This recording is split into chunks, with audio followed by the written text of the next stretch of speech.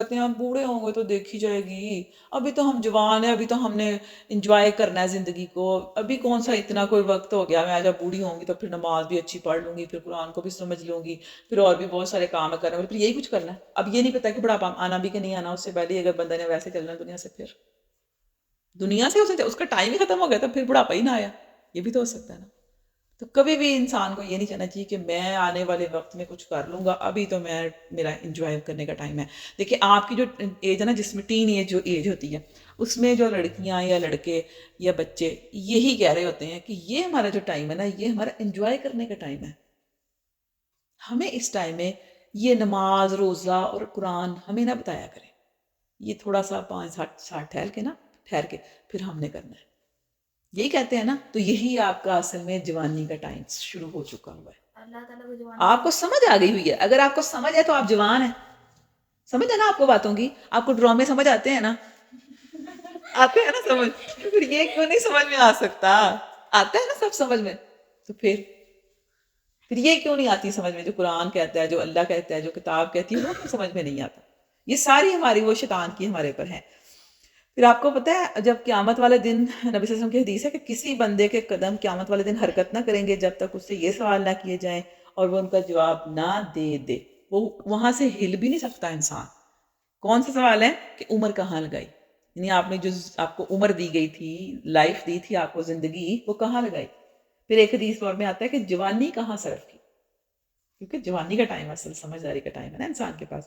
پھر ایک اور ہے کہ علم پر کتنا عمل کیا، یعنی آپ کو جو علم ملا تھا وہ صرف آپ نے علم لکھنے یا سننے میں ہی لگا دیا، سر اس پہ عمل نہیں کیا تھا، وہ بھی پوچھا جائے گا کہ عمل کتنا کیا۔ پھر مال کہاں سے کمایا اور پھر اس کو کہاں خرچ کیا، یہ ایک اور سوال ہے۔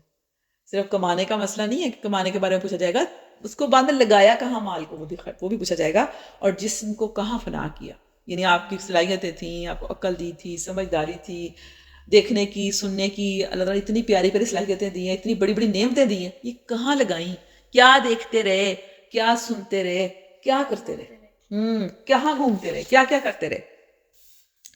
اور اگر ہم اس وقت کو جو ہمیں دیا گیا ہے، اگر ہم اس کا صحیح استعمال نہیں کرتے نا، تو پھر یہ خسارہ ہے، اسی کو قرآن پاک میں خسارہ کہا گیا ہے، والعصر ان الانسان لفی خسر، یہ خسارہ ہے۔ اس کو ضائع کرتے جاتے ہیں، فضول کاموں میں لگا کے ویسٹ کر دیتے ہیں، تباہ برباد کر دیتے ہیں اپنے وقت کو۔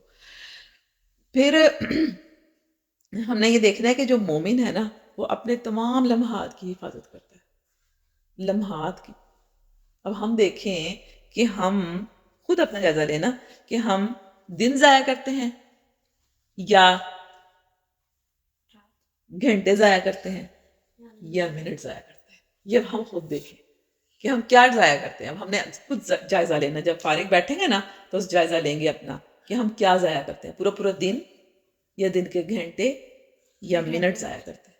بعض کو تو ہم منٹ کر کے بہت ٹائم ضائع کرتے ہیں۔ آپ کو پتہ ہے منٹ کی کتنی اہمیت ہے زندگی میں؟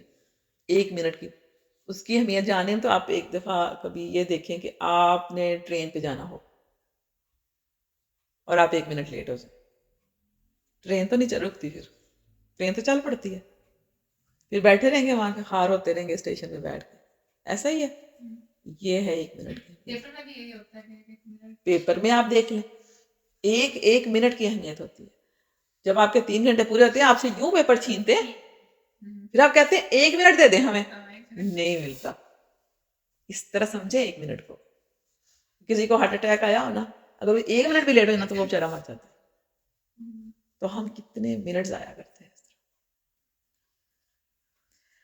اور اب ہم یہ سوچیں کہ ہم نے اپنے دن اور رات کے 24 گھنٹوں کو کس طرح استعمال کرنا ہے کہ وہ بہترین سے بہترین ہو۔ اب ہم نے، لیکن اس کے لیے ہمیں کیا کرنا ہوگا؟ سب سے پہلے تو احساس پیدا کرنا ہے نا۔ اگر ہمیں احساس نہیں نا، پھر ہم کچھ نہیں کر سکتے۔ سب سے پہلے اپنے اندر احساس پیدا کریں کہ ہمیں جو اللہ تعالیٰ نے زندگی دی ہے، لائف دی ہے، وقت ملا ہے، اس کو ہم نے کیا کرنا ہے؟ ضائع نہیں کرنا۔ احساس ہوگا تو کچھ کریں گے، اگر احساس نہیں ہے تو کوئی زبردستی آپ سے نہیں کروا سکتا، پھر آپ خود ویسٹ ہی کریں گے، کیونکہ مما بیچاری کتنا کا آپ سے صحیح کروا سکتی ہیں، وہ بیچاری تو ان کے اپنے اتنے کام ہوتے ہیں، آپ کو اتنا کہ اٹھو پڑھ لو، اچھا یہ نماز پڑھ لو، ریمائنڈنگ رہے گی نا، بیچاری کروا کچھ نہیں سکیں گی وہ آپ سے۔ تو یہ احساس آپ کے اندر خود جاگنا چاہیے، تاکہ کیوں کیوں احساس پیدا ہو؟ تاکہ اس دنیا میں بھی ہم کامیاب ہوں اور آخرت میں بھی ہمارا استقبال پھولوں سے ہو۔ کون نہیں چاہتا کہ استقبال جو ہے وہ پھولوں سے نہ کیا جائے؟ ہر کوئی چاہتا ہے اس کو سلامیاں دی جائیں، اس کو مبارکیں دی جائیں جب وہ دنیا سے جائے، تو ہر کوئی چاہتا ہے۔ تو پھر یہ جو چیز ہے نا، آپ کو یہ وقت جو ہے نا وہ استعمال کرنا ہوگا بہتر سے بہتر طریقے پر۔ تو اس کے لیے ہمیں کرنا کیا ہے؟ اپنے نا کچھ گول متعین کر لیں، اہداف، کہ میں نے لائف میں کرنا کیا ہے۔ جب تک آپ کو یہ نہیں پتا کہ میں نے کرنا کیا، کچھ کر سکتے ہیں؟ کچھ بھی نہیں کریں گے۔ آپ کو پتا ہی نہیں میں نے زندگی میں کون سی چیز اچیو کرنی ہے، تو آپ فارغ ہی بیٹھیں گے نا، پھر آپ بیٹھ کے ٹک ٹاک ہی دیکھیں گے، فیس بک دیکھیں گے، انسٹا چلائیں گے، جو آپ کے پاس ہوگا پھر آپ دیکھیں گے اور ٹائم پہ ویسٹ کریں گے۔ کیا خیال ہے؟ ایسا ہی ہے۔ جب آپ اپنے گول سیٹ کر لیں اب آپ کہ میں نے لائف میں یہ کرنا ہے، یہ کرنا ہے، ایک چیز نہیں ہو سکتی، 3-4 چیزیں ہو سکتی ہیں، کیونکہ دیکھیں سب سے پہلے تو ہم اللہ کے بندے ہیں، یہ تو ہمیں پتہ ہے، ہم مسلمان گھروں میں پیدا ہوئے، تو اب ہم کیا کرنا ہے؟ ہمیں بندگی تو کرنی بندگی کیسے کرنی ہے؟ اس کے لیے ہمیں کیا کرنا ہے؟ یہ سب سے یہ ہمارا ایک یہ گول ہے کہ ہم اللہ کے بندے ہیں اور ہمیں اس کی بندگی کرنی ہے، اور پھر وہ کیسے کرنی ہے وہ ہم بعد میں دیکھیں گے۔ پھر دوسرا یہ کہ ہم نے اپنے بننا کیا؟ ہر کس کا گول ہوتا ہے کوئی نہ کوئی۔ ہاں جی، بتائیں آپ نے کیا کرنا ہے لائف میں؟ یعنی ہر کسی نے کچھ نہ کچھ بننا بھی تو ہوتا ہے نا زندگی میں، جیسے آپ پڑھ رہے ہوتے ہیں تو کچھ نہ کچھ آپ نے بننا ہے، ایک تو وہ آپ سوچ لیں کہ آپ نے بننا کیا ہے، ٹھیک ہے؟ اب پھر آپ نے اس کے تحت اپنے پروگرامز، اپنے شیڈولز بنانے ہیں کہ میں نے اس کو حاصل کرنے کے لیے کیا کیا کرنا ہے، ٹھیک ہے نا؟ کہاں کہاں کرنا ہے، کب کب کرنا ہے، یہ سب اپنے گولز کو یہ متعین کر لیں۔ اچھا، پھر اب ہم دیکھیں کہ اب ہم نا اپنے 24 گھنٹوں کو تقسیم کرتے ہیں، ٹھیک ہے؟ کہ کتنے گھنٹے ہم نے سونا ہے، کتنے گھنٹے ہم نے پڑھنا ہے، کتنے گھنٹے ہمارا جو ہے وہ ہم نے کوئی نمازیں وغیرہ پڑھنی، قرآن پڑھنا ہے، یا کچھ اور امی کے ساتھ ہیلپ کرنی ہے، یا کچھ تھوڑا اپنے آپ کو فری بھی کرنا ہے، یہ تو نہیں کہ آپ ہر ٹائم جکڑے پڑے۔ تو یہ آپ دیکھ لیں 24 گھنٹے ہیں، اس میں سے کتنے گھنٹے سونا چاہیے ہمیں؟ 8 گھنٹے سونا چاہیے ویسے، ٹھیک ہے؟ چلے آپ دن رات کو ملا کے نا آپ 8 گھنٹے سو لیا آپ نے، 8 گھنٹے ہمارے سونے کے ہو گئے۔ اور پڑھنے کے کتنے گھنٹے آپ لگائیں؟ کیونکہ آپ کا 5-6 گھنٹے تو آپ کے تقریباً کالج اسکول میں گزرتے ہیں، ایسا ہی ہے؟ تو بعد میں پھر آپ لوگ آتے ہیں، پھر اکیڈمیز، پھر ٹیوشنز، تقریباً میرا خیال ہے 10 گھنٹے تو آپ کے پڑھنے میں ہو ہی جاتے ہیں، ٹھیک ہے؟ تو 8 گھنٹے آرام ہو گیا، 10 گھنٹے جو ہیں وہ آپ کے اسٹڈی میں چلے گئے، تو 18 گھنٹے لگ گئے آپ کے۔ پھر اس کے بعد آپ کے فرائض ہیں، جیسے آپ نے نماز پڑھنی ہے، تو سب سے بڑا فرض ہے آپ کے اوپر نماز پڑھنا۔ نماز کے ساتھ آپ 2 گھنٹے آپ لگا لیں پورے دن میں، کیا خیال ہے؟ ٹھیک ہے، 2 گھنٹے آپ دے لیں نماز کو، وضو کرنا ہوتا ہے، نماز پڑھنی تھی، ہاں دیں، ضرور دیں 2 گھنٹے، کیونکہ اس سے کم میں تو آپ کی نماز پھر اچھی ہوگی نہیں نا، وہ پھر نماز تو نہیں ہوگی نا، وہ تو ٹکریں ہوں گی، پھر ایسی نماز کا فائدہ بھی کوئی نہیں ہوگا، ٹھیک ہے؟ تو آپ 2 گھنٹے نماز کو دیں، پورے ٹوٹل 5 نمازوں کو، ٹھیک ہو گیا؟ اس کے بعد آپ اپنا کھانا پینا ہے، اپنی کو نہانا ہے، کوئی اپنی کیئر کرنی ہے، کوئی واک یا ایکسرسائز کرنی ہے، ضرور کریں آپ۔ اور پھر آپ نے اسکن کیئر بھی ہوتی ہے، وہ بھی لڑکیوں کو تو ہوتا ہے نا کہ آپ کی اسکن کا کیئر کرنی ہے، اس پہ کچھ لگانا ہے، اس کو خیال کرنا ہے، تو وہ بھی ضرور کریں آپ۔ تو اس پورے ٹائم کو ہم کر لیتے ہیں 2 گھنٹے، ٹھیک ہے؟ دیکھو کتنا ٹائم آپ کے پاس آ گیا نا، 2 گھنٹے، ویسے تو آپ کو ٹائم ملتا نہیں ہوتا، کیا خیال ہے؟ نہیں ملتا نا ان کاموں کا ٹائم، کھانا پینا، ایکسرسائز اور اسکن کیئر، نہانا، یہ سارے 2 گھنٹہ ہو گیا۔ اس کے بعد ہمارے پاس 2 گھنٹے ہیں، اس میں آپ قرآن کا مطالعہ کر سکتے ہیں، اس کو سمجھ سکتے ہیں، کوئی اچھی کتاب پڑھ سکتے ہیں، دعا یاد کر سکتے ہیں، کوئی لیکچر سن سکتے ہیں، نفل پڑھ سکتے ہیں، اور ذکر تو آپ ہر وقت کر سکتے ہیں، ٹھیک ہے نا؟ تو یہ دیکھیں کتنا ٹائم آپ کا پورے 24 گھنٹے میں، کتنا اچھا کہ آپ کے پاس ہر چیز کے لیے ٹائم آ گیا نا؟ تو اس کو انشاءاللہ آپ نے اس طرح مینج کر لینا ہے۔ پھر اس کے بعد ہم نے کیا کرنا ہے؟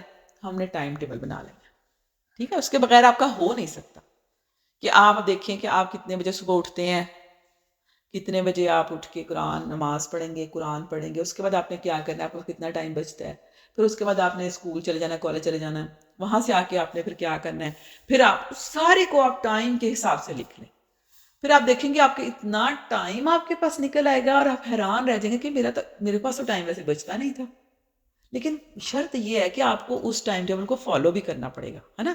یہ نہیں ہو سکتا کہ آپ لکھ لیں اور سمجھیں کہ میں دیوار پہ لٹکا دوں گی یا پیارا سا فریم کر دوں گی تو میرے سارے کام ہو جائیں گے. ایسا نہیں ہوگا، آپ کو اس کو فالو بھی کرنا پڑے گا، ہے نا. اب فالو کرنے میں ایک بہت بڑا مسئلہ ہوتا ہے، وہ کیا ہوتا ہے؟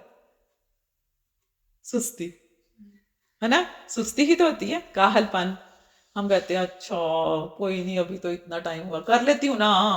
اچھا یہ کسی نے نہیں آپ سے کروانا. ایک مزے کی بات سب سے بڑی یہ ہے کہ جو پہلے بھی میں نے آپ کو بتائی تھی کہ یہ آپ کے اندر احساس خود پیدا ہونا چاہیے اور خود آپ نے یہ سارے کام کرنے. مما نے نہیں کروانا آپ کو یہ کام، ٹھیک ہے. آپ نے یہ خود کرنا، خود ٹائم ٹیبل بنانا ہے اور اس کو خود ہی فالو کرنا ہے. اچھا آپ کہتے ہیں سستی آ گئی یا مجھ سے ہوتا نہیں ہے، اس کا پتہ کیا ہے طریقہ، اس مسئلے کو حل کرنے کا طریقہ کیا ہے کہ آپ نے ایک تو لا حول ولا قوت الا باللہ اس کو پڑھتے رہیں. ٹھیک ہے، کیا پڑھنا ہے آپ نے؟ ہل علی العظیم بھی کہہ سکتے ہیں. ٹھیک ہے. دوسرا آپ یہ یاد رکھا کریں کہ اچھا اگر میں نے اپنے ٹائم کو ویسٹ کر دیا تو پھر جس کی مجھے تمنا ہے نا، وہ جو میرا گول ہے وہ میں اس پہ پہنچ نہیں سکوں گا. جنت، آخرت میں جنت اور دنیا میں جو آپ نے بننا چاہتے ہیں، ہے نا، وہ نہیں ہو سکتا آپ سے. جو آپ کامیابی حاصل کرنا چاہتے ہیں وہ نہیں ہو سکتی، ہم سے دور ہو جائیں گی وہ سب چیزیں. تو آپ نے ان کو یاد کرنا ہے. پھر آپ نے سوچنا ہے کہ اچھا اگر میں اس دنیا میں اللہ کی خاطر انریسٹ ہو جاتی ہوں یا اپنی مرضی پوری نہیں کرتی تو اس کے بدلے میں اللہ مجھے جنت دے گا، تو وہاں تو پھر مجھ سے کوئی چھین بھی نہیں سکتا. وہاں میں سارا آرام وہاں کر دوں گی، ساری آرام، ساری مستی، ساری انجوائمنٹ وہاں جا کے کروں گی انشاءاللہ. یہ سوچیں گے تو دیکھنا آپ کی ساری سستی کیسے بھاگے گی. ٹھیک ہے. پھر دوسری بات ہے کہ نماز کو آپ نے توجہ سے پڑھنا ہے. اور نماز کو توجہ سے پڑھنے کے بعد، نماز جب آپ توجہ سے پڑھیں گے نا، دیکھنا آپ کی بہت ساری مصیبتیں، بہت ساری ایسی کاہلی سستیاں دور ہو جائیں گی. اور پھر اس کے بعد آپ نے یہ دعا یاد کر کے اس کو ہر نماز میں بھی پڑھنا ہے، نماز کے بعد بھی مانگنا ہے.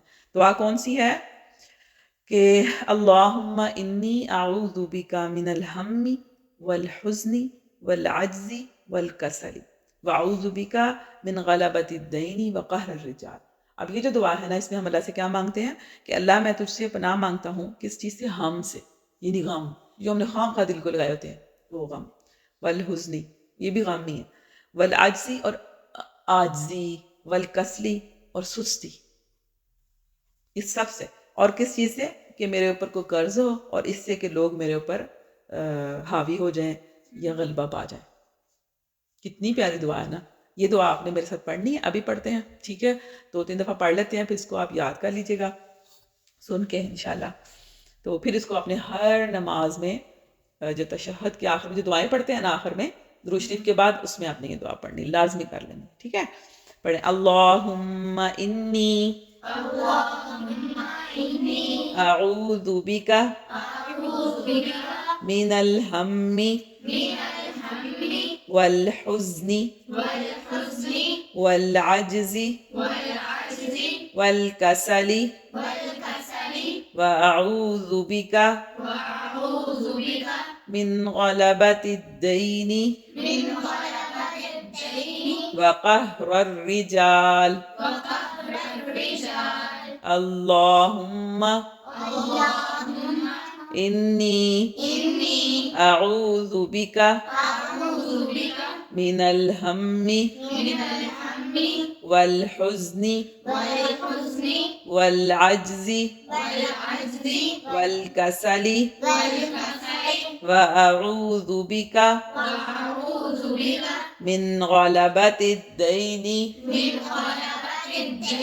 وقہر الرجال.